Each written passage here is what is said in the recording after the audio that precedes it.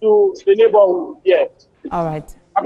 All right, Olaide. Let's now talk about the second story. These protests by students of the College of Medicine in UCH in Ibadan. Talk to us about the updates and how is the university management reacting and responding to their requests?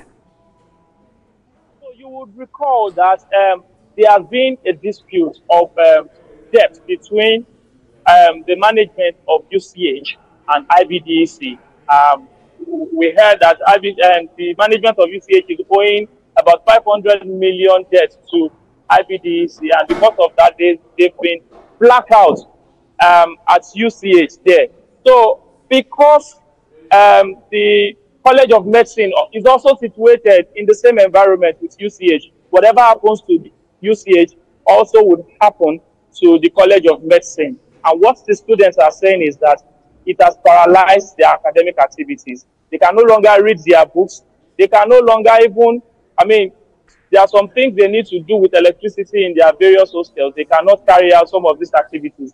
So they're asking, the UCH management, the University of Ibadan management, and the IBDC to settle scores and ensure that this issue is settled, so that they can continue with their academic activities, so that they can read their books appropriately, not in darkness. All right, and finally, just for some clarification, is this protest affecting, the care being received by patients in the hospital, and especially also the ability of students to receive lectures at this critical time?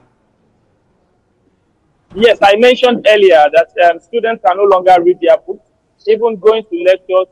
Some of them, in fact, some of them would have to charge their phones, to read materials from their books, from their laptops, from their phones and their laptops and all. All of this cannot happen again because there is no light in their various hostels. And then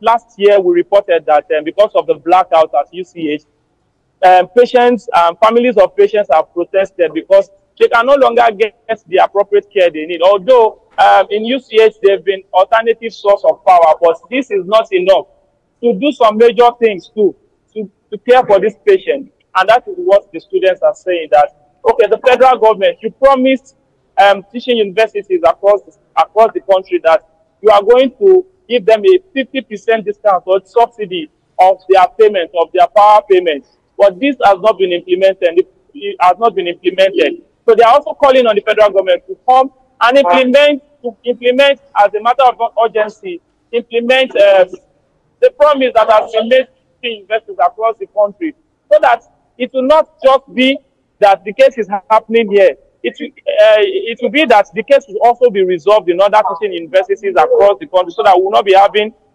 things like this happening in those universities, especially for students who are still also learning. Senior reporter. Resumption of oil operation in Ogun.